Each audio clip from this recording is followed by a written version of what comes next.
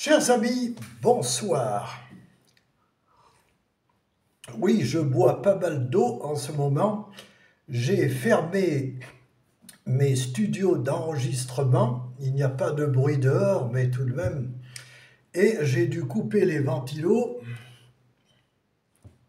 Bientôt après la vidéo, j'ouvre en grand jusqu'à minuit, 1 heure du matin, avec les ventilateurs qui tournent. Je n'ai pas de clim, c'est un choix personnel. Mais vivre à la dure jusqu'à un certain âge. Alors, cette vidéo ce soir, et ce sera une thématique qui va durer sur 2-3 autres vidéos successives, l'amour, les amours de vacances, les amours de votre vie. Je suis célibataire, je vous l'ai dit, à 66 ans, bientôt 67 en janvier. J'ai vécu en couple. En tout, quelque chose comme 5 ans de ma vie, 3 ans avec une première et 2 ans avec une autre. La deuxième était une de mes clientes à Paris, je vous raconterai. Et puis celle avec qui j'ai vécu le plus longtemps, environ 3 années, elle était d'origine coréenne et elle vivait chez moi. Très vite, elle est venue chez moi et là, j'ai mesuré combien je n'étais pas fait pour ce genre de vie, encore moins pour avoir des enfants.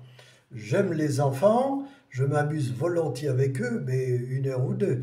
Ensuite, je vaque à mes occupations. Je ne me suis jamais ennuyé dans ma vie. Alors, toi qui es encore jeune, ou bien mon âge, ou bien plus âgé, et tu envisages de vivre en couple, alors fais attention. Voici quelques bons conseils, fruits de mon expérience, donc personnelle, mais réduite dans cette matière, mais aussi de beaucoup d'observations, de témoignages, de choses que j'ai vues en vrai, c'est du concret. Tu penses bien que quand on a de la bouteille et qu'on est intelligent, qu'on s'intéresse au monde, on en a vu des choses, des vertes et des pas mûres. Des femmes aussi, des vertes et des pas très mûres dans leur tête, sinon dans leur corps. Personnellement, ce qui m'attire le plus, mais sans obsession, on se calme à mon âge, ce sont les jeunes filles majeures, étudiantes, ou quelques années après, maximum 30 ans, mais j'adore les 19, 22, 24 ans, 25 ans. Elles sont pleines d'énergie, d'enthousiasme. La vie est devant elles. J'ai remarqué aussi que celles qui s'intéressent aux vieux, soit elles sont intéressées du point de vue matériel, elles cherchent un sugar daddy pour financer leurs études, même si elles sont riches, hein, c'est-à-dire fille à papa, elles dépensent beaucoup et elles cherchent donc un vieux argenté. Ce n'est plus mon cas et je suis assez radin de nature.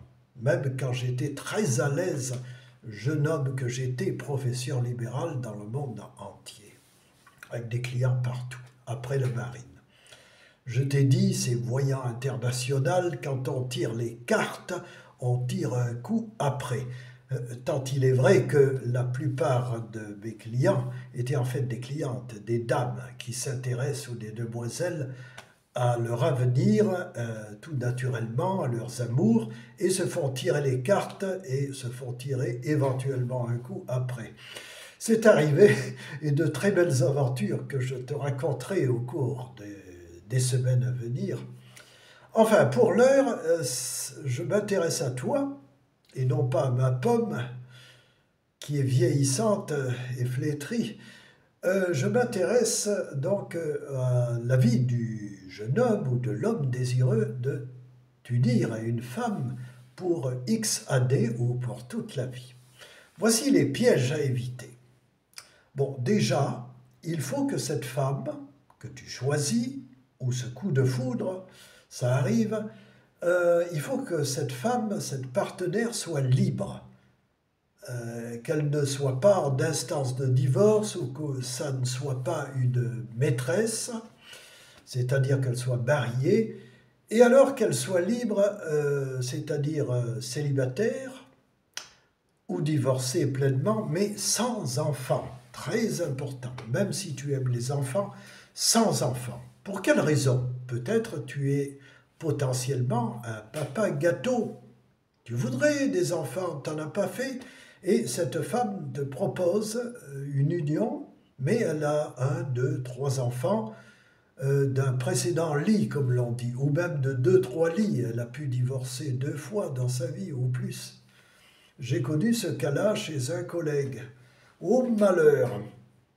Ça peut bien se passer au début, mais dis-toi bien que avec l'ex ou les ex, ça ne sera jamais fini du fait des enfants. Il faut remettre les enfants à l'ex-mari. Alors 1 semaine sur 2, oui, mais s'il habite plus loin, de l'autre côté de la France ou de la Belgique ou du Canada encore plus, eh ben, c'est compliqué, il y a la distance. Tu peux aussi épouser une étrangère ou un étranger, et s'il y a divorce et que cette personne retourne dans son pays, que faire des enfants? Avec les risques que le ou la partenaire garde l'enfant et ne le remette pas à la date indiquée. Enfin, unis-toi à une femme libre, si possible célibataire ou veuve, qui peut être jeune, et surtout sans enfant. Voilà, c'est la règle numéro 1, mais bien sûr, vous faites comme vous voulez, hein, je vous suggère simplement, et crois-moi, ce n'est pas mon opinion dont on n'a rien à foutre, c'est le fruit de mon expérience, c'est différent. C'est du factuel, c'est du vécu, c'est du visuel sur des dizaines d'années. Oui, il y a aussi ce risque de divorce, donc je te conseillerais, si tu as un certain âge, de ne pas te marier tout de suite, et encore moins de faire une fête de mariage. Et là, c'est valable même si tu es jeune, ne commence pas à t'unir à une femme en célébrant ce mariage par des dépenses inconsidérées, même si tu es riche. Au contraire, prends au moins 2 témoins, hein, je crois qu'il faut 2 témoins, tu prends la belle famille et toi, vous êtes peu nombreux, quand je dis peu nombreux, c'est beau-père, belle-mère, de part et d'autre, plus 2, 3 personnes. Bref, moins d'une douzaine dans tous les cas, vous allez dans un restaurant et vous faites un petit repas tout simple, voilà, ou bien à la maison, et c'est tout, ça peut se limiter à un brunch, et en annonçant à tous ces braves gens que si tout va bien, dans 3 ans ou dans 5 ans, vous ferez une belle fête, où là vous dépenserez parce que vous aurez vécu ensemble, sans trop de bris de vaisselle, vous aurez, bon an, mal an, bien vécu pendant au moins 3, 5 ans. Et ainsi, de 5 ans en 5 ans, vous célébrerez ça de belle manière et en dépensant éventuellement, alors ça veut dire un voyage, ça veut dire, donc la lune de miel, ce sera après, ce sera dans 3 ou 5 ans si tu contractes mariage maintenant, tu vois. Il faut faire les choses après. C'est le couronnement d'un pari, d'un challenge qui a été bien vécu, réussi, et donc qui doit se célébrer, chacun suivant ses moyens. Quand tu choisis une épouse ou une simple copine, partenaire de plus bas pour plusieurs semaines ou plusieurs mois, chacun chez soi, bref, une régulière, et a fortiori ta future épouse, qu'elle ne soit pas tatouée. Ah, la rigueur, j'essaye d'être moderne, d'un petit tatouage, mais pas cette vulgarité. Les jeunes femmes et les moins jeunes, même des boomeuses de mon âge ou un peu plus jeunes, commencent à 60 ans, 55 ans, non seulement à fumer la cigarette, j'ai horreur de ça, et puis c'est un budget, hein, 200-300 euros par mois, facile pour une bonne fumeuse. Et si toi tu fumes aussi, plains-toi après des impôts fonciers, plains-toi que tu ne peux pas partir en vacances, tu n'as pas l'argent, mais tu fumes comme un pompier, toi et ton épouse. Alors choisis une épouse qui ne fume pas. du tout, du tout. Voilà. Je sais, je suis dur, mais je suis réaliste, hein. J'affirme des choses réelles, factuelles et hautement efficaces, même si c'est brutal dans mon discours. Donc, pas de cigarette, pas d'alcool, ah oui, très important. La femme de ta vie, tu ne vas absolument pas la rencontrer dans un bar à l'heure de l'apéro. Ça peut être à la terrasse d'un café sur un lieu de villégiature. Mais si tous les soirs tu vas au bistrot, ou même vers midi, euh, tu verras des cagoles, comme on dit chez nous, des femmes de bistrot, plus ou moins vulgaires, surtout vulgaires, tatouées, fumeuses. Elles sortent du bistrot pour fumer et elles reprennent leur verre de pastis, de rosé, de vin blanc. J'en connais des trentenaires, elles ne sont toujours pas mariées, elles ne sont pas mamans, et alors ben, elles sentent bien que le compteur tourne et chacun se console comme il peut, elles peuvent, avec un petit chien, un chat qui l'attend à la maison, et puis cet alcool qui apaise, j'en sais quelque chose, pendant le Covid j'ai un peu picolé pour m'apaiser. Le vin m'a beaucoup apporté, mais j'y ai renoncé parce que ça coûte cher et au détriment de ma santé. Mais enfin, c'était relativement modéré pour moi. Mais je vois des jeunes filles de 25, 30 ans, 35 ans, 40 ans, ben, qui s'emmerdent chez elles, dans leur piole, leur studio, et donc descendent au bistrot dans mon quartier pour picoler avec des mecs vulgaires, alcoolisés fortement, qui s'emmerdent eux aussi et qui cherchent un peu un semblant d'aventure et de jeunesse avant de rejoindre Bobonne, une vieille grosse qui les attend à la maison. Bon, elle prépare la cuisine, le repas, mais le mec s'emmerde, il en a assez. Il préfère se saouler la gueule avec ses potes après un travail qui l'emmerde, qu'il n'a pas choisi, qui le fatigue pour une hypothétique retraite. Et voilà la vie de l'ouvrier parisien, il n'y en a plus beaucoup, mais de l'ouvrier de province, du technicien ou du bureaucrate. Lui aussi, avec sa cravate, tout ça, ça le gêne, il transpire, il fait chaud, bah, il rentre au bistrot, c'est climatisé, et il boit un coup. Santé, santé, allez, c'est ma tournée, bascule, bascule, t'es servi. Allez, t'es en retard, et allez, oh, allez, bois, je peux le faire aussi avec l'accent. Et donc ces filles gravitent, un peu comme des papillons de nuit autour d'une lampe, elles gravitent autour de ces mecs pour l'alcool. D'abord, hein, se faire servir des verres, bien sûr. L'amour, bon, elles sont surtout occupées par l'alcool et puis un peu d'argent, hein, elles sont endettées. Alors voilà, il ne faut pas choisir ta femme dans ce milieu-là, je suis formel, ni en discothèque. Ça coûte cher, tu vas t'emmerder. Il y a aussi l'alcool qui circule et d'autres substances à la sortie. Ça peut être un lieu de violence.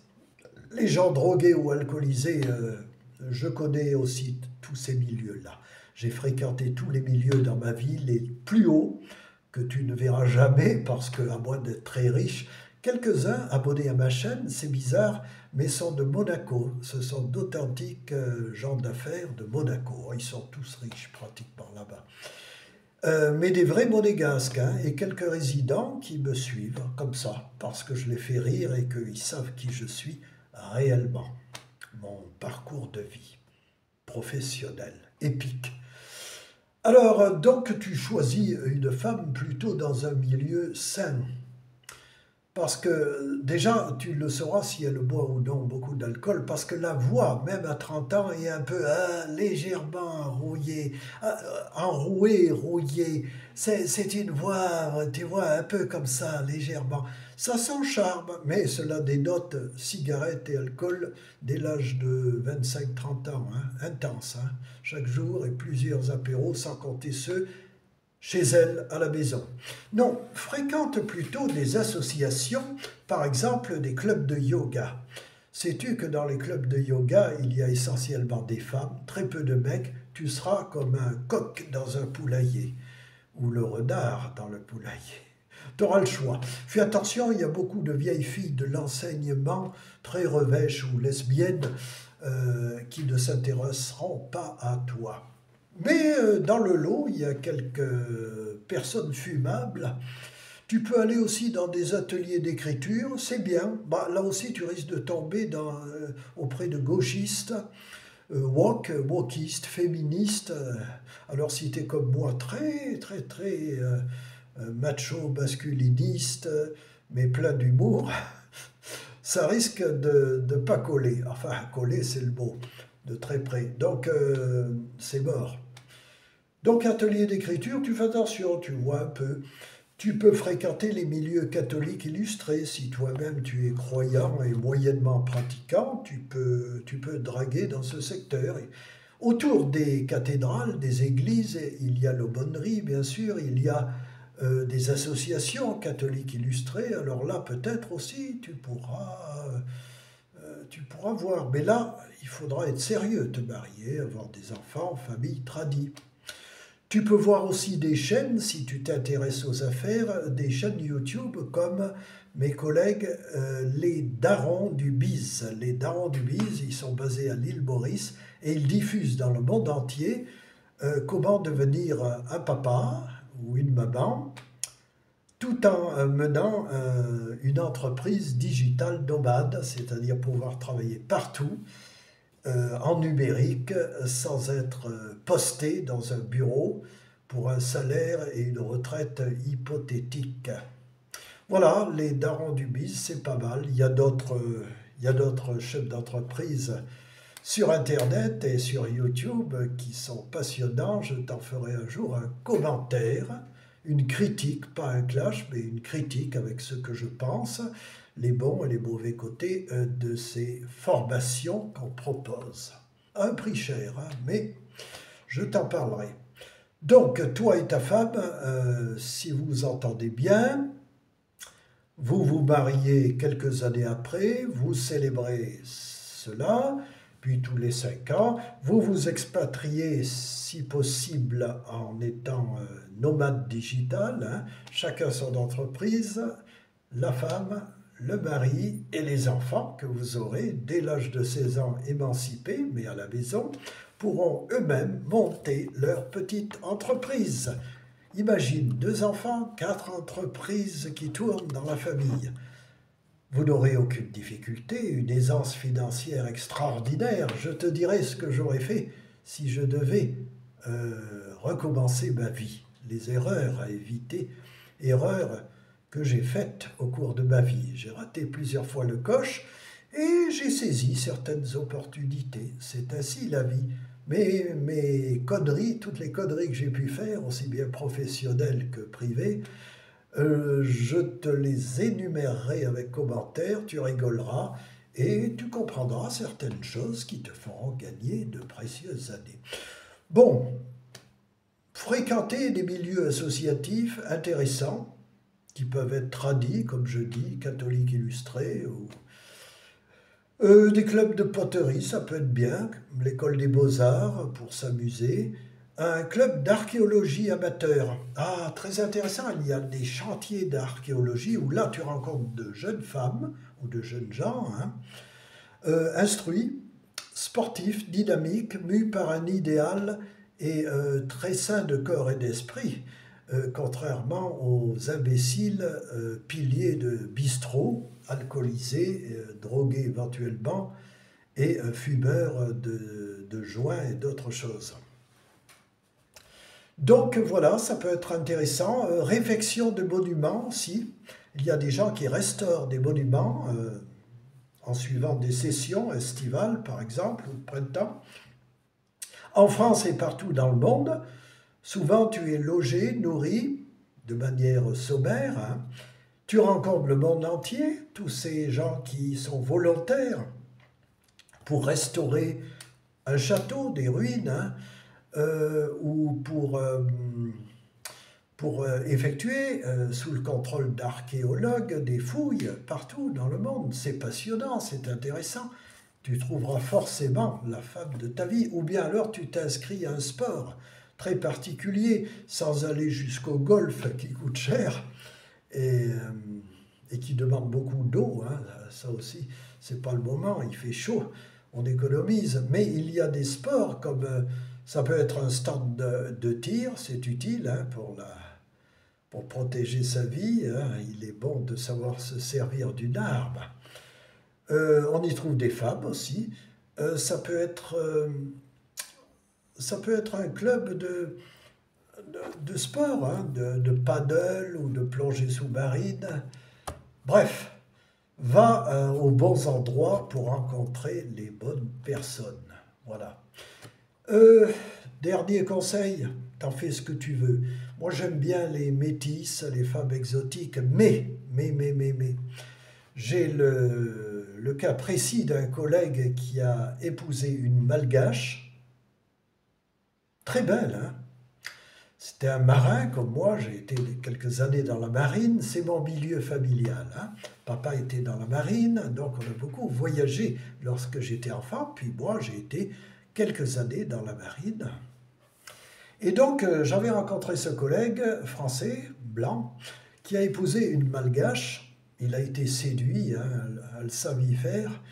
Alors très bien, elle était bien, mais dépensière, parce que lui, il a connu outre-mer. Je crois qu'il a connu, c'était à Tahiti ou aux Antilles, à Tahiti, je crois. Non, à l'île de la Réunion.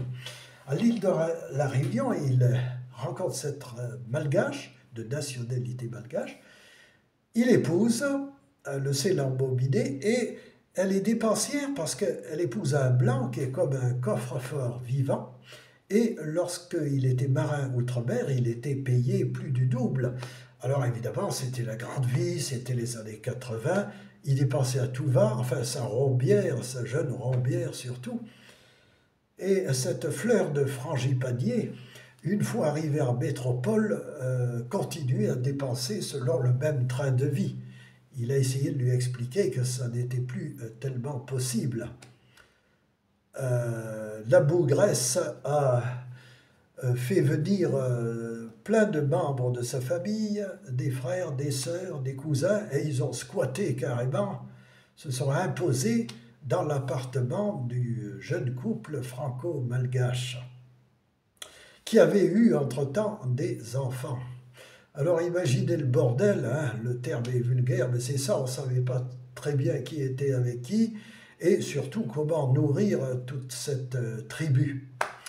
Alors voilà, c'est le piège, hein, parce que depuis ils ont divorcé, et bien sûr les enfants, certains restent à Madagascar, d'autres en France. Lui, il verse une pension alimentaire, il doit continuer encore un peu. Bon, quoi qu'ils sont grands maintenant les enfants, mais pour sa femme, peut-être il verse encore tant d'années après. Alors il a dû reprendre un travail et il n'a rien trouvé de mieux que de postuler à des concours administratifs.